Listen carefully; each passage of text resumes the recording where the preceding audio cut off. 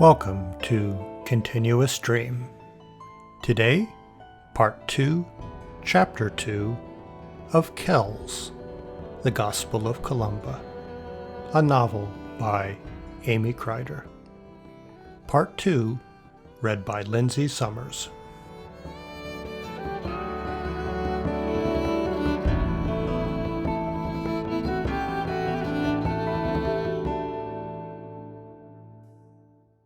Part 2, Chapter 2, The Twins. We lost a cow that gave birth to twin calves, which also died. Dermot grew ever quieter at his bad luck. I must go to Tara and become a base client. I will arrange to take on 4 calves in the fall. The day after Dermot left, I was getting water when a man and a woman with a mule cart arrived over the hill by the cross. They stopped and prayed, and then waved when they spied me. I waved back, and they descended. "Welcome, strangers. This is a farm of the Nail family. My husband Dermot is the priest, but he has gone to Tara. Did you not see him on the road?" They had not seen him, having come from the southwest. "I am Joseph, and this is my wife, Bridget. We are smiths offering our work." "Come and have some water." They tied the mule to a post and went inside, where Deirdre was spinning. "Tell us of your travels," Deirdre asked warmly when they were settled. "Have you ever travelled with a man named Alton? He came this way, an old man travelling alone." They shook their heads and then exchanged a look. "He might have taken that name," Bridget said. "Or his brother," said Joseph. I brought them a cup of water to share. "That sounds like something to be told," I said. Bridget spoke. "From our way, 2 brothers have gone travelling on pilgrimage, going separate ways. One is a most holy man, Ewan, whom it's a blessing to know. He is generous and hard-working, and reads the scriptures. He has a brother, his twin. Yvain is his name. He is an evil man, luring young girls into his carnal schemes. He gains the trust of people with his twinkling eye and musical voice, and then leaves them in shame." I looked at Deirdre. She did not seem to react to this, but her voice was strained. "And what became of them, and what did they look like?" "Yvain was run off the farm and wanders alone. Ewan, the holy man, decided to set out on pilgrimage to try to expiate his brother's sins. They are both tall and grey-haired, with a closely clipped beard." "Would the holy man Ewan travel under some other name?" I asked. Joseph answered. "He might out of modesty, so great is his reputation." "Is there not any difference between them?" "Yes," said Bridget. "Yvain has a scar on his arm from a time when vengeance was taken on him. It is a deep gash below his right elbow."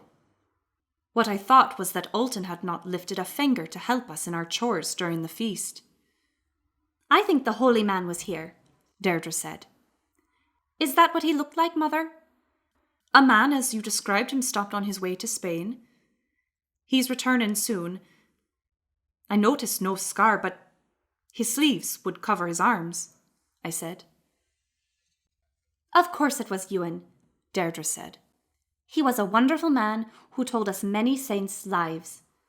The children adored him. We can't wait for his return. The dogs didn't even bark at him." "'Tis a blessing," Bridget said. I gave them bread and meat with garlic. Afterward, they went out and offered their ironwork to the clan and set up their tools. The smiths built a fire and worked, Bridget blowing the bellows to melt the iron, her arms bulging with muscles.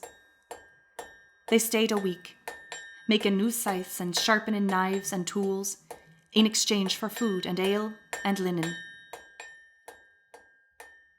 I kept an eye out for Dermot every day. I felt irritable that strangers seemed to be coming so much and didn't want more guests without my husband nearby. I began to worry that Alton would return before Dermot. That night, I slept with Deirdre curled beside me. Before we fell asleep, I whispered to Deirdre, Best not to mention Ewan and Devane to your father when he returns.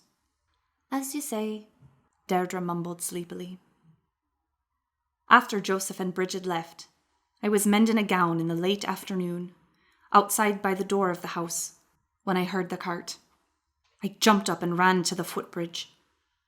On the hill in the long shadows were Dermot and 3 other men, the 2 he had left with, and another. A tall, hooded shadow moved slowly behind the shorter shadows of my family. The thin shadow of a walking stick slanted across all 4 shadows, like a yoke, holding them together. When they arrived at the cross, they stopped to pray. Dermot thanked the Lord for their uneventful journey. I took a few steps back.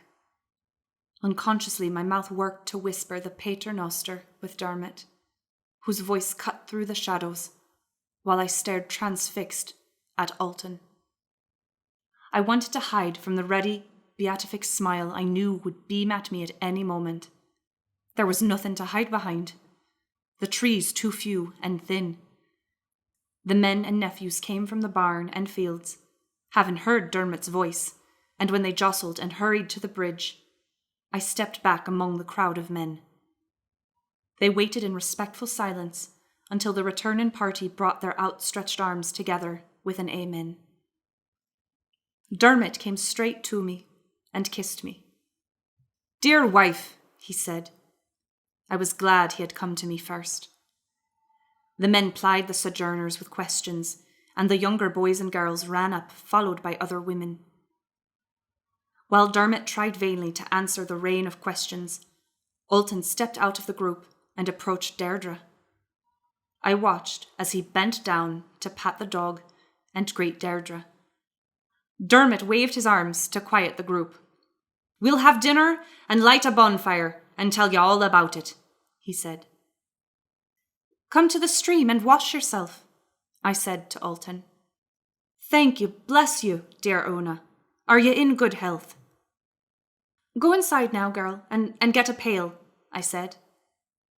Deirdre, still smiling, slipped inside. The dog, his tail wagging, remained as Alton scratched his ears. "Do you leave everything just so she can find it?" Alton asked. "Yes. She does well." Deirdre returned with the pail and a cloth. "Come then," I said, beckoning to Alton. But as we headed for the stream, I thought it might be too dark anyway to see what I was looking for. Alton cleared his throat. "Are you sure nothing's wrong?" he asked. "Only that good men were gone when there was much work," I said. "Tomorrow I'm glad to help. I'm not so old," Alton replied with a chuckle. We were at the stream, and as I dipped the pail, he sat down on the large, flat rock and took off his shoes. I knelt and started washing his feet. Now it really was dark, and there was no moon. The bonfire started in the green. "Would you like a full bath?" I asked. "There's a tub on the other side of the shed." I could barely see his face, but his smiling teeth glinted white. "Perhaps tomorrow after our work," he said. I dried his feet, and he slipped his shoes back on. "It feels so fine to be here again. This does feel like a home to me," he said. "Have you been long in travelling? And have you no home?" I asked. "When my wife died, her brothers drove me out to take the land. I had no sons to defend me." I tried to hear in his voice whether this was true, and he sounded sincere, but I couldn't know. "And where was this, nearby or far off?" "Far off north. I've prayed for God's help, but it is not his will. Now I suppose I will join a monastery. It's unlikely I'll find another wife," he added thoughtfully. Then he came to himself abruptly. "Not one as my wife was like." We went to the bonfire, where everyone was assembled, waiting to hear stories of Tara and their travels. When Dermot was through, they clamoured for Alton to speak of his travels to Spain. He started by announcing that the High King at Tara gave his permission for their journey to Iona.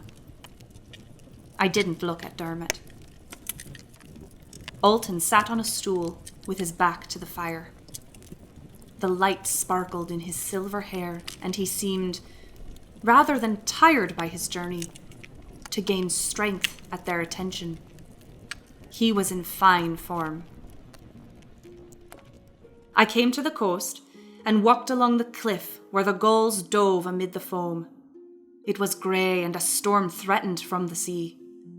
At dusk I came to a family of fishermen, 4 tidy houses held fast against the wind, and a collection of coracles tied up. The first house contained 3 burly brothers, who welcomed me with beer and fried bream. Bread was scarce for them. The sea was all they had.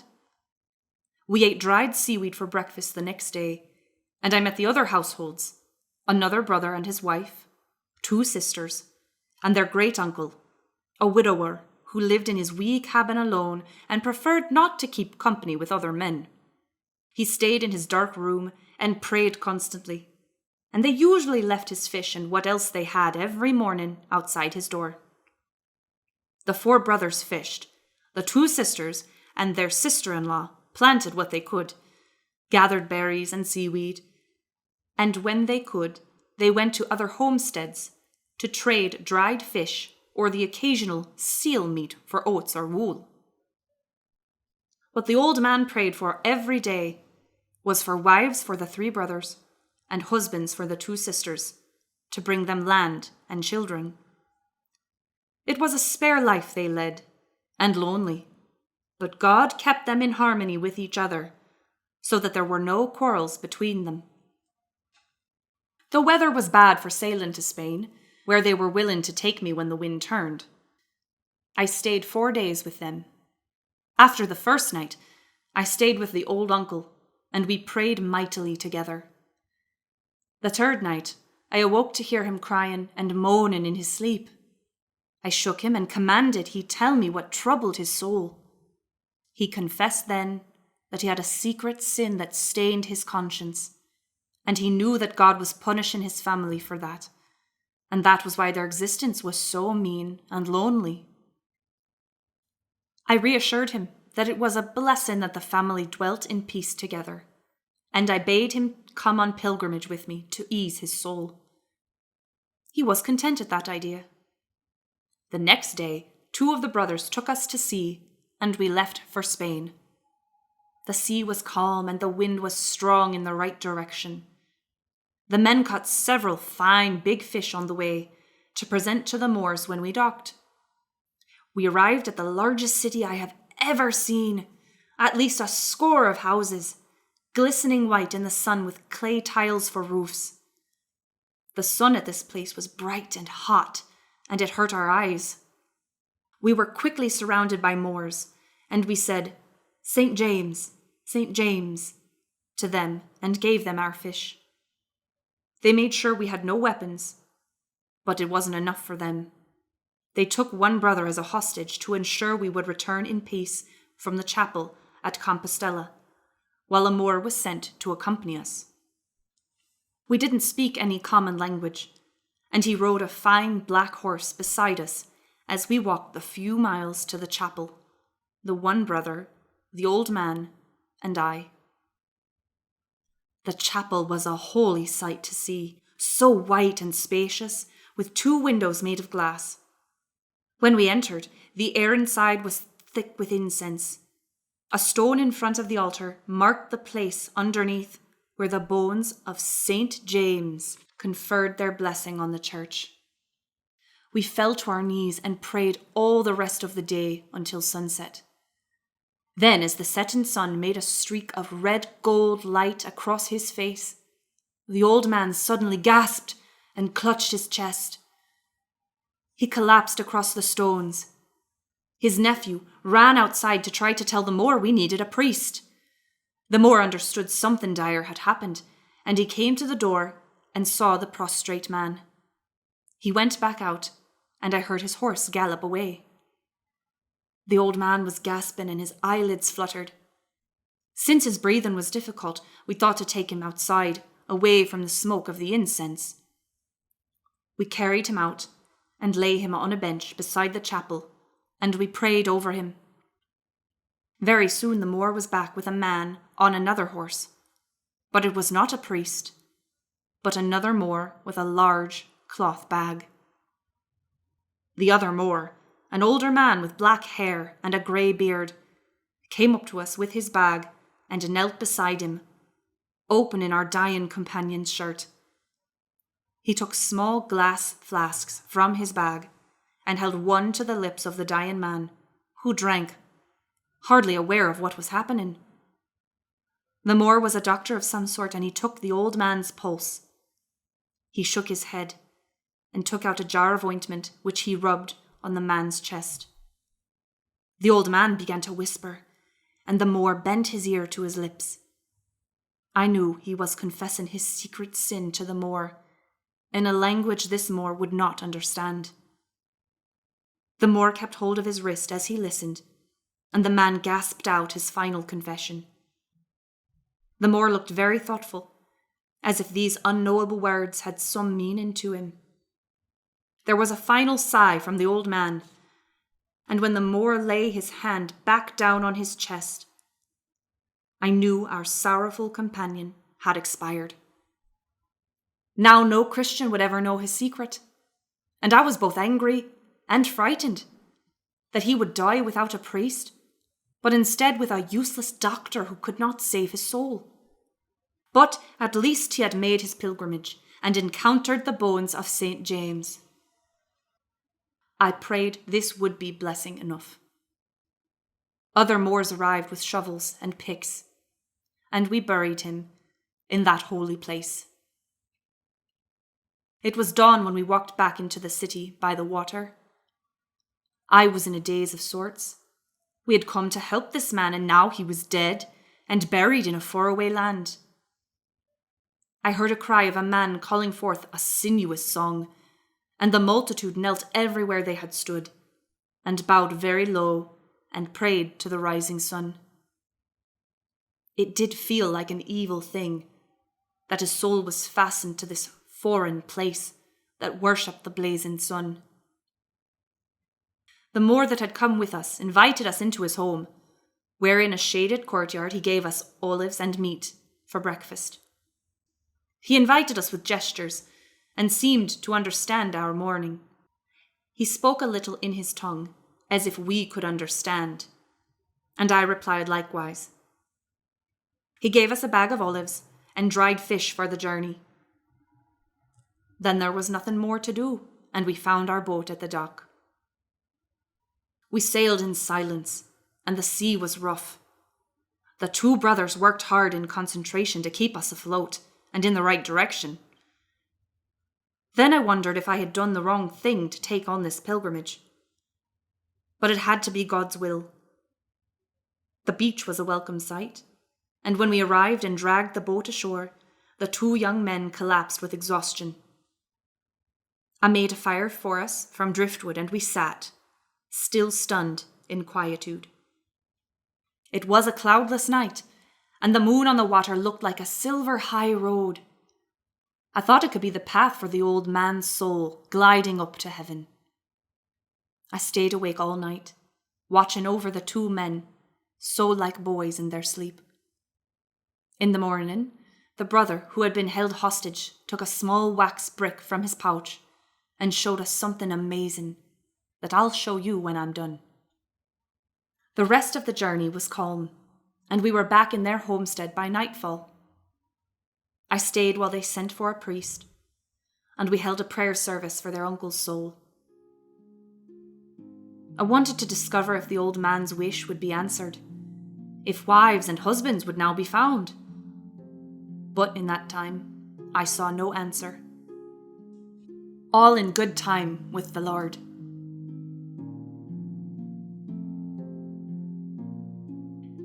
He finished his story, and there were many questions about the Moors, the foreign land, the chapel, the miracles of St. James, and the olives, which no one had ever tasted. All of the night was spent in this discussion, and no one minded. "Ah, and something interesting indeed," he said. He put his hand into the pouch on his belt and took out a small waxen brick. "Bring me a pail of water and a sooty stick."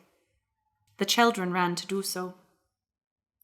He pushed his sleeves up his elbows. I stepped up close beside him. He smeared the soot on his right arm. Then he took the wax brick and dipped it in the water and swished it around. He rubbed the brick on his arm. It foamed on his skin. He dipped his arm in the water and rinsed it off.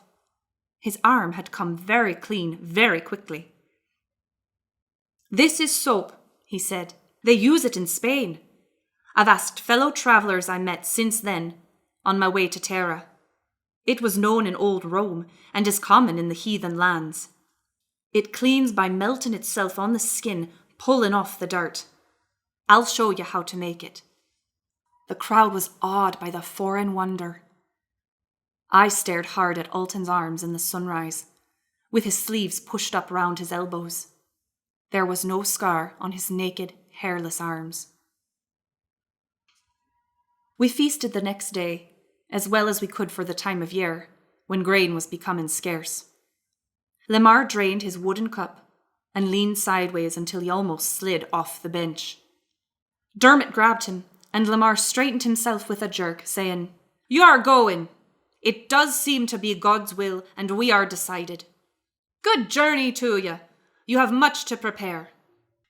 I stretched my hand across the table, and Dermot took it. I tried to search his face, but his eyes were downcast. When I squeezed his hand, he looked at me.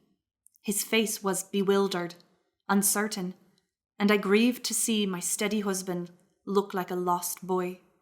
His expression would haunt me. Maeve walked Lamar to his house, the place that used to be Connachtach's, to tend to him. After the other women and I finished clearing up, Maeve came to me by the stream. The moon was rising in the twilight. Maeve's frightened eyes glowed in her shadowed face. "I must tell you something," she whispered. I shivered with the fear that this could not be good. "What is it?" "In his drunken state, Lamar told me plainly that he plans to steal your cattle when you go. He says you'll never return anyway. He will take it, and if you do return, he will put you off your land." I took Maeve's hand. "Thank you for telling me." "You mustn't go." Maeve's strong grip was cold, hanging on to me like the grip of death, but I stopped shivering. Calm descended on me. "I must go. It is God's will, I'm sure of it. But I will tell Dermot. Somehow." I breathed the last word in a whisper to myself. In the house, late, behind the curtain, I kissed Dermot, traced my fingertips along his neck, and we knew each other with a lost passion, both knowing this inevitable fate. I fought back tears. Afterward, the words I had to speak were like shards of ice in my throat. Maeve told me that Lamar plans to steal our cattle when we go. He was lying on his back and turned to me, his face peaceful, a note of relief in his voice. "Then we cannot go." "You cannot go. Someone else can go with us, one of the older boys." Dermot's brows knitted, the peaceful look gone. "You are stubborn, like your brother." "I feel called by God to do this." "So he said too." "I can't explain. I don't feel there's a choice."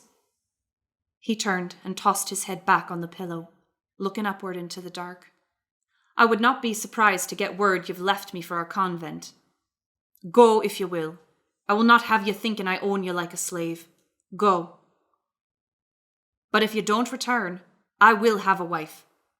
I will marry Maeve if you don't return."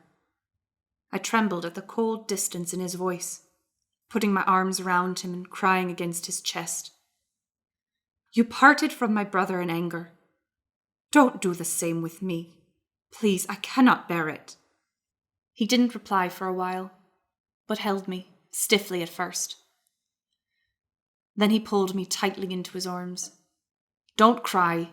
You are grieving for my anger, but I am grieving too, for your madness."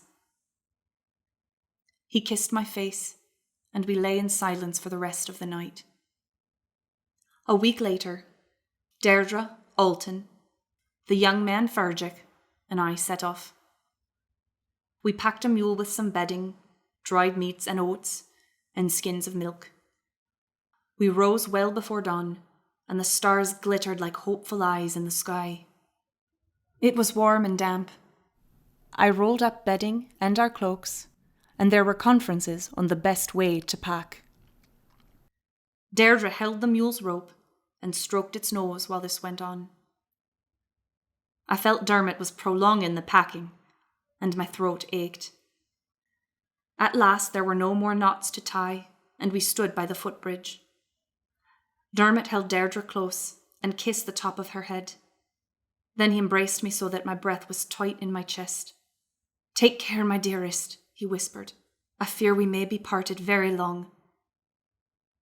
"Don't say so, it's bad luck," I said with a kiss. We went up the hill and past the cross. I looked back down and saw him, his arms outstretched in prayer.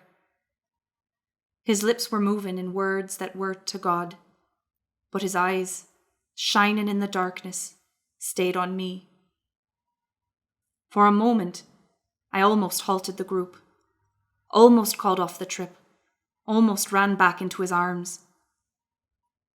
I took a few steps forward, and when I looked round again, I could no longer see the light of his eyes or the movement of his lips.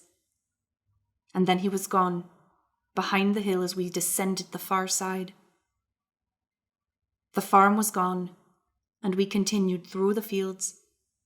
And when the sun had risen, I was in fields I didn't know, bordered by a dark wood I had never entered before.